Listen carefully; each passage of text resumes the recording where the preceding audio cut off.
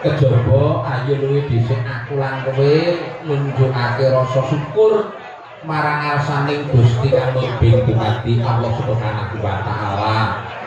Ya gandeng atiku lunggan dina iki aku kowe lan kabeh para kanca-kanca Sanggar Badranaya kepara mligi marang pepundhenku Bapak Suyono Ibu Umi kepala desa Koripan sagota wongso iki isih pinaringan Syekh Nugroho wujuding kabagas parasan lan kang wilujengan lho ngono mak iya ya mergo saka kuwi teman dina iki awake dhewe sosowan mergo tinimbalan Mbah Yono utawa kanakune biyen kuwi wis ban notol mergo ya wis cilik iki wadanane ngono iya dina iki panjenengane Pak Suyono Pak Kepala Desa Koripan netepi darmaning werda ngentas pitulusken putra Mas Hafid kang wis kirang dina kepungkur kae jauh kelawan Mbak Alvin saka Blumpang Tangkal Sawurana lan iki mau nduk merga ya wis sepasaran banjur diadani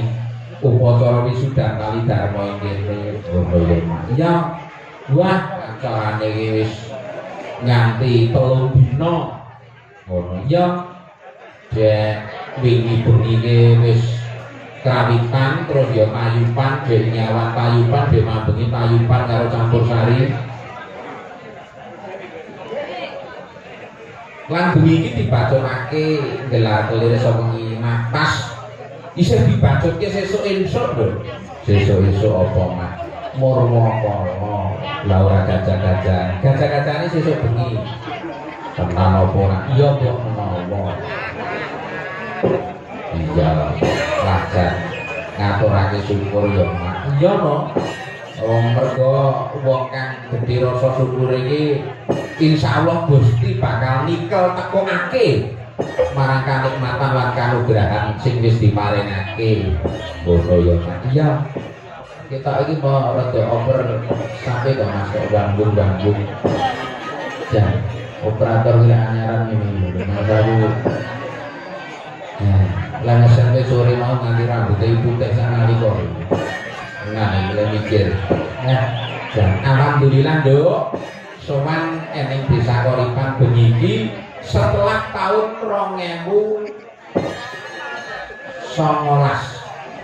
nek ora salah kan Mbah Yono anyar-anyar ini dadi lurah nek wayangan ning kidul ngono kuwi kaya rombongane rong akeh ngene kae sik saperangane sing para pengrawit sepuh-sepuh saiki wis do nyuwun istirahat dan yo kondisi fisik ngono ya ya hasbunallahu wa ni'mal wakil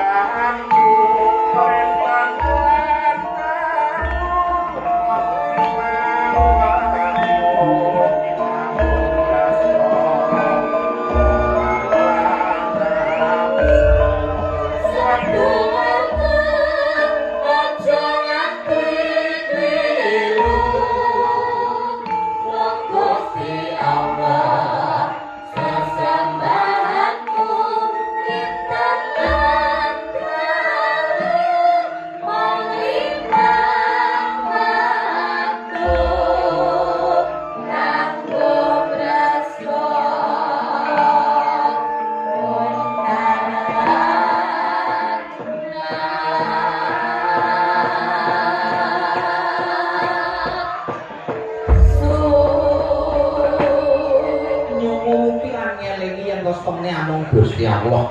Papan kanggo sumindhe, Bro. Ngono ya. Iya. Aja nganti kok kaya surasaning kembang kuwi mau kesusu keseluruh bagian pangeran liyan ku ora becik. Ngono. Iya. Iki dosane ora ono sing kena diampuni kok ngono ya. Iya, Nduk. Wah, full tim. Ngono. Iya. Iki bengi iki sing asta rendhake Mas Rendra Satya Subagong. Sarjana seni. Iya, alhamdulillah. Dek iki bengi setelan nganti masuk angin aku. Ngajar. Ayo delala ngademi Rajama kaya. Matur nuwun tangga-tangga Sanggar Badranaya disengkuyung Mas Ahmad Saifuddin. Sangga ngendi? Ki sangga Wates Kecamatan Jenangan. Karo Mas Ananta Ti Garuda apa jenenge? Apa kuwi jenenge Mas Ananta Wicaksono? Kok ngerti? Iki saka Sumarata, ya alhamdulillah. Ki mau paring sabiyantu mergo kancane dhewe sing loro ra iso nyestreni ngono. Iya. Matur nuwun Mas Nata, Mas Udin, dan Mas Udin, Mas Nata beberapa kali nggih nderek berkahi mriki. Alhamdulillah matur nuwun panjenenganipun. Menika ugi dipun derekaken pesinden Pak 1 2 3 4 5 6 meniki sesuai kali panjenengane Mbah Lurah. Ingkang kidul piyambak menika wit kolomben pun wonten mriki nggih Bu. Nggih Bu Sumarti. Nah menika sinden baku. Menika wah Badranaya ini ra disuwi Bu Marti wis dan kaya pitik babone ilang kae. Ya. Lah sing tengene iki sulis Eva Ribon. Kok nganggo ribon. Ha biyen iki asline nek ya nderek awake dhewe. Iku ya kurang luwih biyen iki nyindeni awake dhewe ono nek 3 tahun. Iki tahun 2009 nganti 2012 Mbak Sulis nggih. 2009 2012. Nah, banjur ke Bandang yang Rembang katut masih gendha kuwi sak tengene sisan kuwi Mbak Rani kuwi ya katut merono iki ya. Alhamdulillah niki iso berkahi kula mulih ngeten iki wayangane alang ujure sakniki. Cara Ponorogo nggih ngeten iki. Nah, menika Mbak Sulis Eva saking Blitar. Nah, iki nek konten TikTok wis familiar karo Mbak Sulis. Oh, iya. Iki nek rampung wayangan biasanya karo Pak Deminto. Nah wis live terus iki. Sing tengene iki Mbak Rani Puri Rahayu, iki saka Ngambak Bungkal. Sing tengene meneh iki Mbak Marfuah saka Pelanggan Banjir iki. Nah dek mbene jare roke kelelep ngono iki dek. Bacang balong. Alhamdulillah tengene meneh iki dek iki wis nang kene iki malah ngewangi usung-usung ajang. Nggih. Lah niku saking Gajah Kecamatan Sambit. Lah sing mriki piyambak menika nggih mriku Wetan Bulan mriku. Niki Vela saking Munggu. Iki mau ya gajeke wit esuk wis nang kene sore mau nang kene meneh, Pak. Mboten. Oh, nggih. Ketoke ganti ani sore mawon. Alhamdulillah ya Mak. Iya. Iya bengi iki disembuyung karo kadang-kadang delayan campur sari. Ngono ya. Lan ora lali tak aturake wayangan bengi iku uga disiarake secara langsung Jobe Multimedia Record. Karo kanca-kanca kita ya akeh sing iki mau record napa live.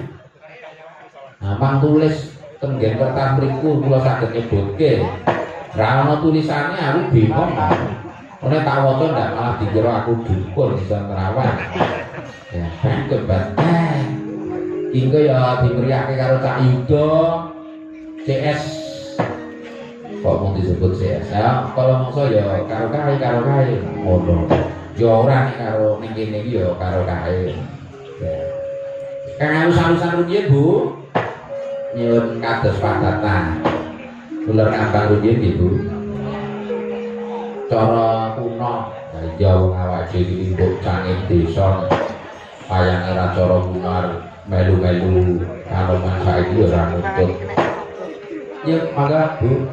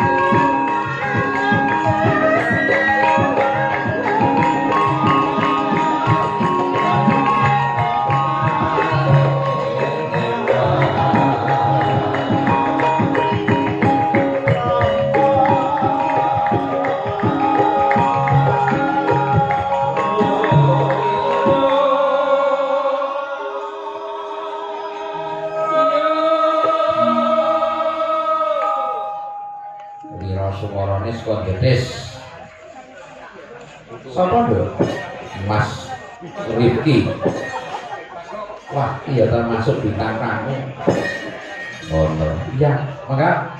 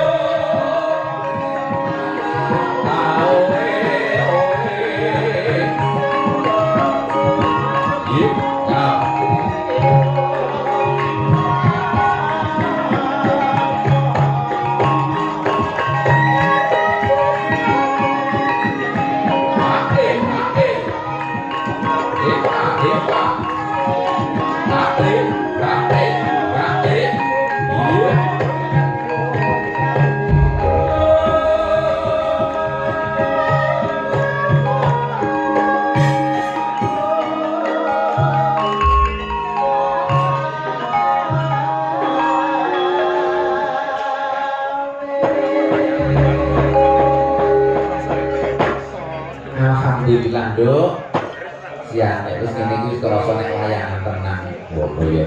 Iya. Nah, jan bengi iki ya cuaca ya mendukung. Dilalah jan sekti tenan ya to iki. Bayono kagungan bersoe rong dina bulane bengi iki wadang kenceng terus lho. Ngono. Iya. Oh ya nyenengke tenan iki iso dulur-dulur iso do ngrumpuk iras pates melu tirakatan napaki bale wis mari Mas Habib sekalian garwa ngono. Ya iya ngiras pates karo dulur-dulur para pedagang iki ya beda laris kabeh do payu kabeh dodolane nduk ngono ya Mas. Iya ayo ndak saben nek kanca-kanca dodolan iki nek laris nang aku ya melu seneng ngono ya mau tak kandhani rintip wit saka Pandhean Ngidul nganti tekan Kidul kono iki sing dodolan iki ya sawetara lumayan akeh ngono ya Mas ya lah ini tak yudo perahu dari nah, Mas Jupe turun dikondisikan di Ungayen kalau tak jatuh karo Mbak Sulis tenang Mbak Sulis Ribon ini tak telur Sulis Ribon saja ya kantor Mbak Sulis nah biasa mikir dalam Mas Dalang pripun iki kabare dangu mboten pinangiran sami wilujen pangestunipun menika pinaringan sehat ugi sehat jiwa raganipun. Nah niku baku. Nggih, panjenengan langkung ngoten to? Pangestunipun raketan nggih kaya mongko kahanane nggih tasih. Wilujeng ya ragane ya jiwane. Jan buang lho mboten disindheni panjenengan Lah nggih ya. tamu sangat. Niku napa? Lah kula ten bener bintang tamu tapi kula kok seragame ngeten iki. Amargi kula niku sampun nderek jenengan awet taun 1945. Baik. 2009. Nggih 2009. 1945 ya kaya Kekarang Syukur mangko ya Indonesia merdeka. Nalika menika tesih kula tesih ajar. Nggih. Panjenengan begitu tesih ajar to nika. Wah, ajar mau ora kalah Nggih, nih. saniki pun Zaman sumonten. laris yang boten jaman. Nggih, wonten. Nggih. Terus dalami napa malih jenengan? Dalangi sing kesro-kesro barang niku kok. Nggih, alhamdulillah Mbak Sulis. Niki wau kok nggih alhamdulillah panjenengan selo saged kula selane. Oh niki kathah selone kula. Adate iki ndak kula kontak Mbak Sulis saged wonten ya Mas. Pak anu main ngono Lho jane niki dalu niki kula jane nggih main ning demi panjenengan. Wah iya. Iya rumah saku kok. Anu aja kabar-kabar saya anakku melu. Marai kacau iki kok kacau. Nggih. Matur nuwun Mbak Sulis, nah luar biasa. Kangen kali suwantune panjenengan mbok nyobi setunggal ngaten merdika menapa ingkang panjenengan aturaken. Langgam mawon nggih. Boleh. Ning dibawani lho nggih.